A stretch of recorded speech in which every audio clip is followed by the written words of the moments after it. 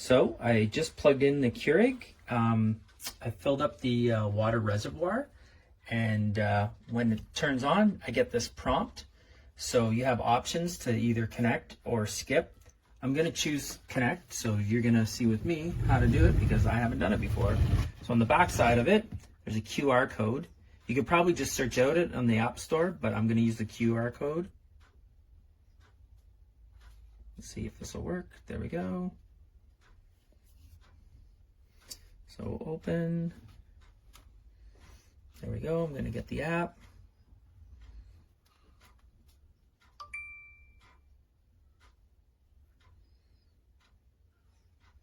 Then we'll see how in depth or how much personal information they're going to want, and that's going to determine if I'm going to use this app at all, because I don't really need Keurig to track how many cups of coffee I'm drinking in a day, but we'll see.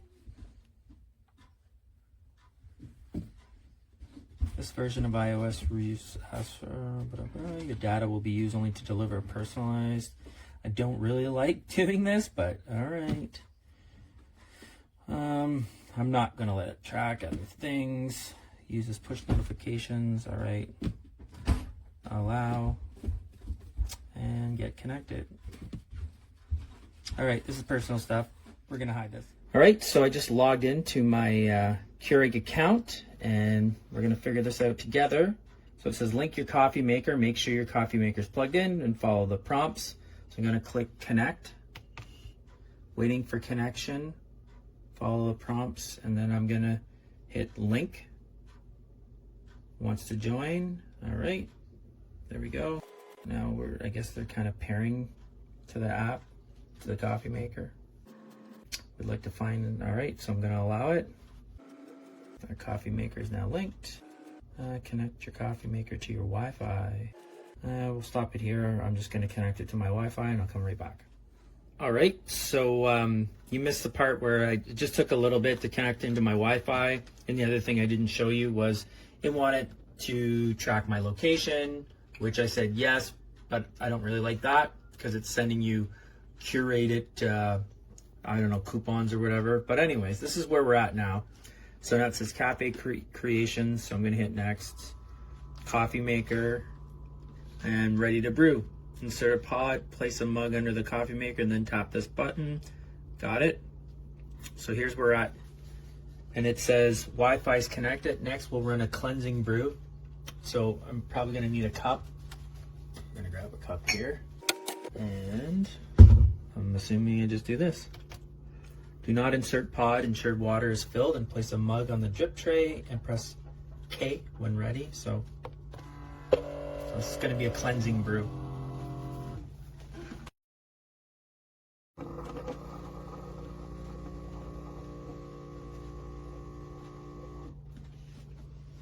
Says cleansing brew complete, successful, continue. Get to know your brewer before getting started. Here's a few things about your brewer. Recognize your K-cup pods by the way the roaster recommends. Choose your preferred strength. Okay, so you can save favorites. To make an iced drink, fill a non-glass cup with ice and brew. Okay. And then hot water, dispense hot water and rinse between brews. So that's pretty cool. And press and hold the K to power off. Okay. So we're gonna make a coffee. I'm just gonna dump this water out. So I'm gonna brew my first coffee with this Keurig. I'm just gonna check for a second. Nope. All right. I'm gonna pop the pot in. That's pretty cool how it lights up there. It's probably reading the barcode anyways.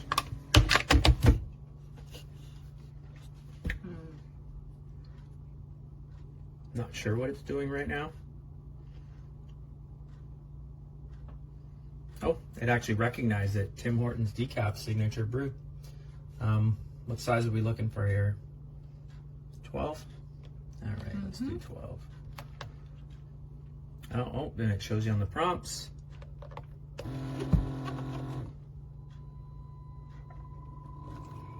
Recognize your K-cup pod and customize the brew setting to make sure. Okay.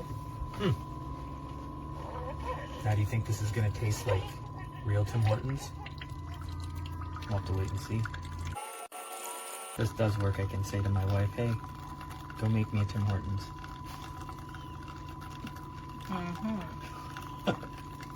I'm the only one laughing.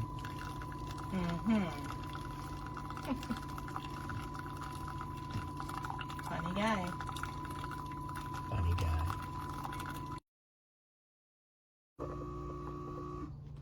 There we go. Our first successful coffee. I'm just gonna see if there's any dripping, which drives me crazy when you go to pull your cup and it starts dripping underneath. There's a little bit of mess here, but it's not too bad. So there's our coffee. Gonna put some cream in it, and yeah, we'll let you know how this goes. All right, so I just did the decaf. There's your pod here. I'm gonna remove it. Got the 5 holes. It's pretty hot, so be careful. So this I brewed in Keurigs before. We're gonna see if this one, it does have a barcode in it, so we're gonna see if it recognizes it or not. It's one of our favorites.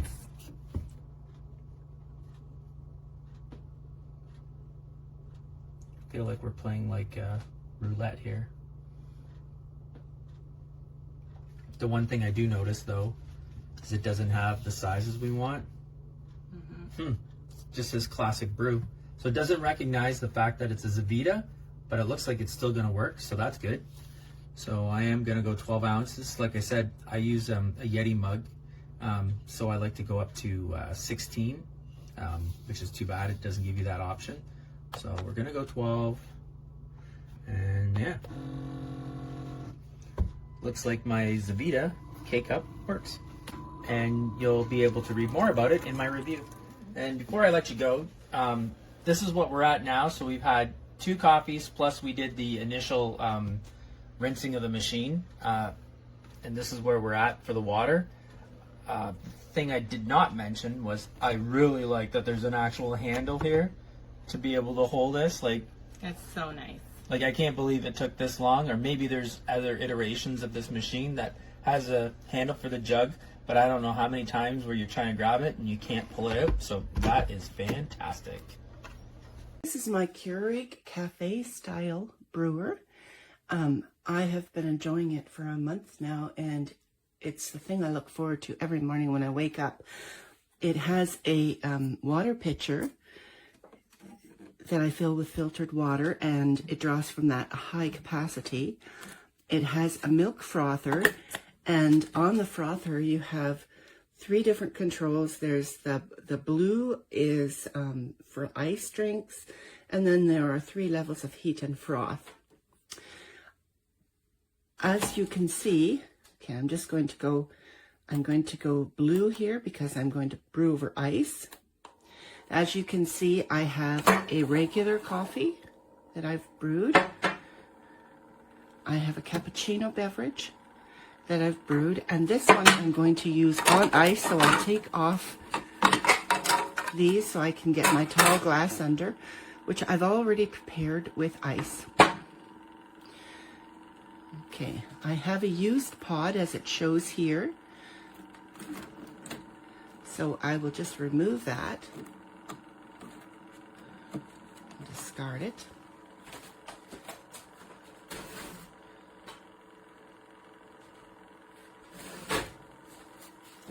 And I'm going to try a cookie jar. So I like to wait until the milk is frothed before putting it over the ice, and then I get a nice layered effect to my glass, which is quite attractive. Should be just about done. In the meantime, I'll grab my little spatula. One of the things that I love about this machine is it talks to you to tell you what you need to do. It'll say when you need water, it'll say when you need to replace the pod. It says no pod detected, insert pod in case you forget. It will, when I'm making a cappuccino such as this, it'll tell me brewing will begin once the milk is frothed. So you get them both ready at the same time, hot and ready. Okay, I'm just going to stop this here now to make the video a little shorter. Just pour my milk in. Now, I'm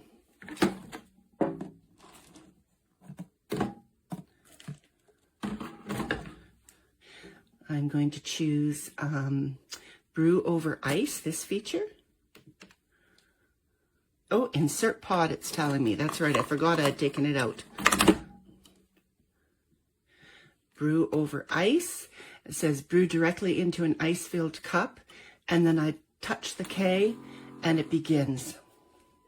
I'm going to lower my camera just so you can see the effect as it goes into the cup.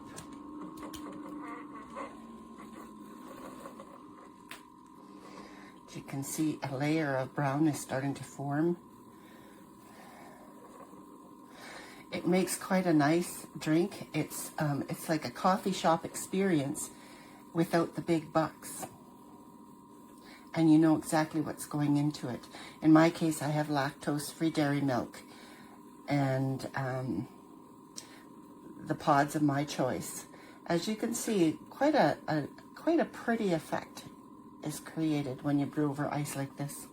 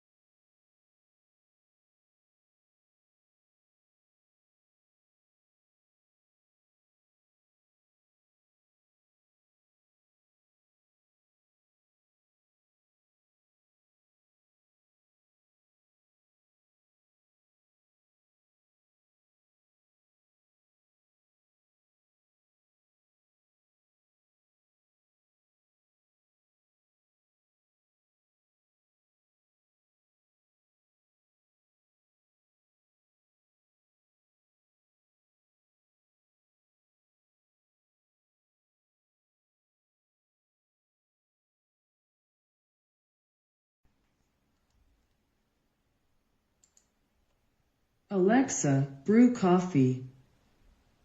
Okay.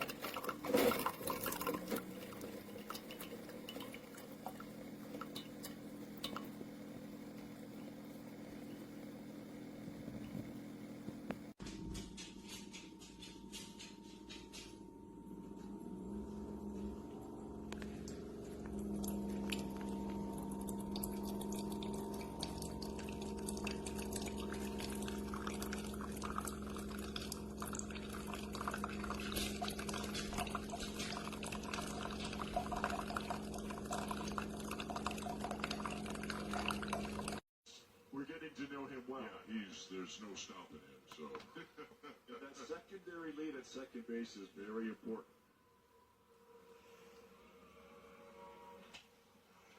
Grounded to short, to second one, and back to first, double play.